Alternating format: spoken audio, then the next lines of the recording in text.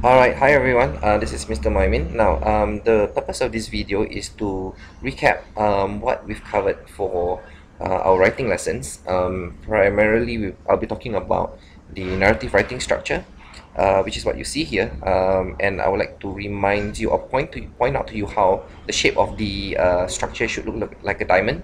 Now, why it looks like a diamond is that the size of each part of the story, it basically represents the amount of content that you should have. For example, introduction and conclusion, as you can see, introduction and conclusion, they are two of the smallest parts of the diamond. So that means in terms of content, they should have the smaller parts. Whereas problem and complication are pretty big. So that means they should have more content. In other words, a lot of words. Okay, so let's get started. So we have introduction, orientation, problem, complication, resolution, and conclusion. Right, so let me go in depth for each part of the narrative writing structure. Now, with the introduction, we have the different types of introduction. We have action, description, dialogue or question, sound, and flashback. Now, action is basically an introduction which uses, well, action verbs. It describes something happening straight away. This is good in stories where that has a lot of movement. Like for example, in composition 3, where we have the boys playing football in the corridor.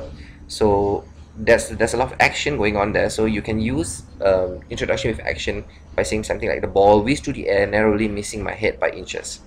Right? Now, description is something which is quite traditional, something that a lot of people have been doing for a long time, and unfortunately, because of this, it gets pretty boring. For example, the blue azure sky was dotted by magnolia clouds. A lot of people have been doing this, and trust me, it is not very entertaining. Right, dialogue and question. Now, I put them both together because they're quite similar. They use open and close inverted commas, and well, it is speech. It's the one good thing about dialogue or using dialogue and using question for your introduction is that it is very versatile. You can use it in any kind of situation, depending on whether it's a sad situation, a happy situation. Dialogue is very powerful here, so you can use it in any kind of story. And in fact, it's one of my most favorite my favorite types of introduction. So here we have an example where we have, hey Tom, would you like to join us in a game of football later? Right, so there's a question right there.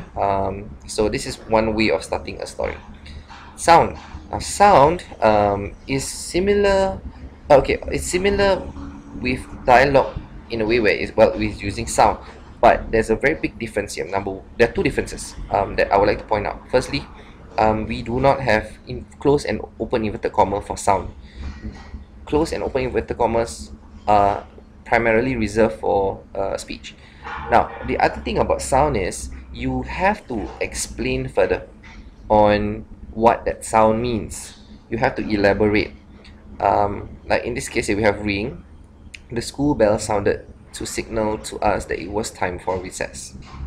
Okay, so you have to elaborate further on what that sound means. Right? Okay, now the last type of introduction is flashback. Now, flashback is basically remembering back, or rather recounting past experience. In this case, I've used something like, I will always remember the day I had crossed paths with a poisonous snake. Now that is an attention grabbing sentence. People would want to know what had happened, especially when we use words like poisonous snake. You know, it gives us the impression of danger, and people like that. Okay, your readers would like that. So choose one, just choose one and use the one that you feel you're the most comfortable with. Okay, right, moving on to the next part, which is orientation. Okay, we've covered introduction. Orientation is next. Orientation is basically a paragraph that addresses the who, what, when, where, and why question. Okay, for example, the sentence, Tom and I rushed down to the canteen so that we could be first in the queue to get our food. This sentence alone was able to address all the who, what, when, why. Who? Tom and I, the main characters of the story.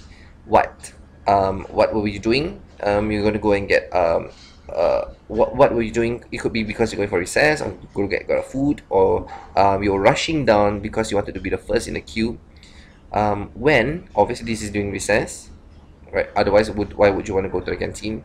Where? Well, the canteen. And why? So that you could be first in the queue to get our food. So this one sentence here is able to address all that. Okay, so you can use something similar for your story. Now, the orientation also includes the setting. Where is your story taking place? Now, we are writing a story with words. And words, if you don't use them properly, people might not be able to, your readers rather, might not be able to get a good picture of what you're trying to say, right? So you must use words to really beef up your story, and you must use them wisely. How? For setting, use your five senses to describe what was happening in the story. So here we can use what I see. There were throngs of pupils already queuing up for their food. So this is basically using the sense of sight, right? Then maybe using the sense of hearing. Conversations between excited students could be heard everywhere. So that is your sense of hearing.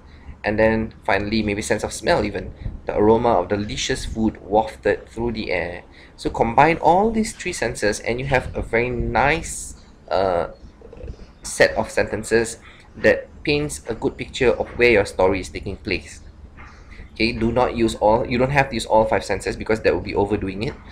Just pick 2 or 3 senses that you think would be appropriate with your story. Okay, right?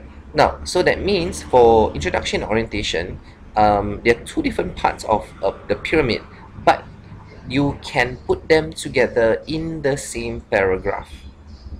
Okay, because if your introduction is pretty short, and having that alone as a paragraph can be quite funny, so you can put them together. Introduction, orientation, put them together into the same paragraph, so you have one paragraph done.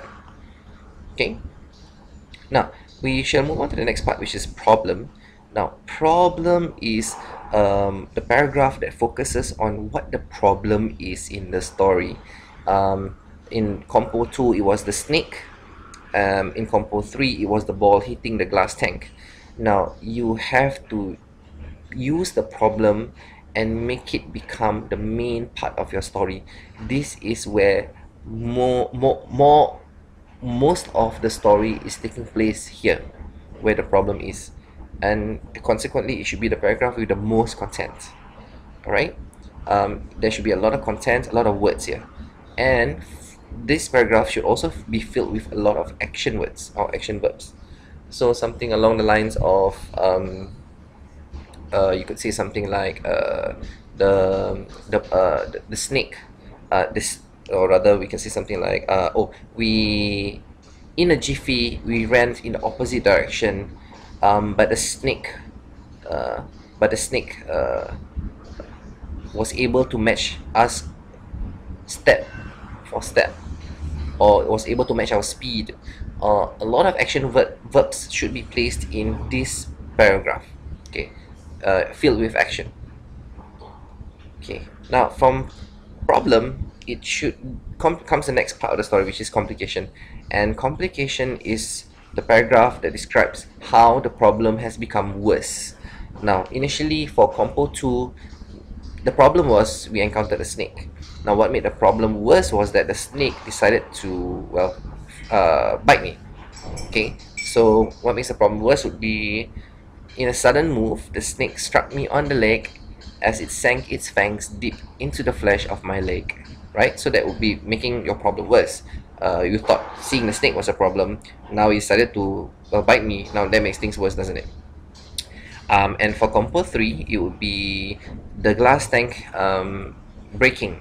Now that's a problem, but what makes things worse is that water is now starting to gush out of the tank, and, well, its contents, the fish, is being spilled onto the floor, and therefore the fish is dying. Now that's a big problem right there.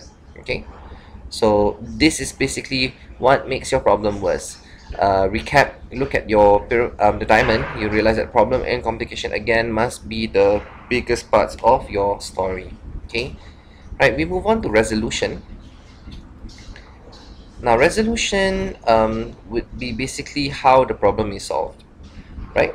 um, the one problem that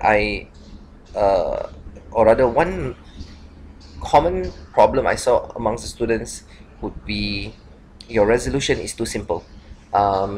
For Compo 2, someone had written, oh, this we just took a few steps back and waited for the snake to slither off, and then when the snake slithered off, problem was solved. Not the most exciting resolution.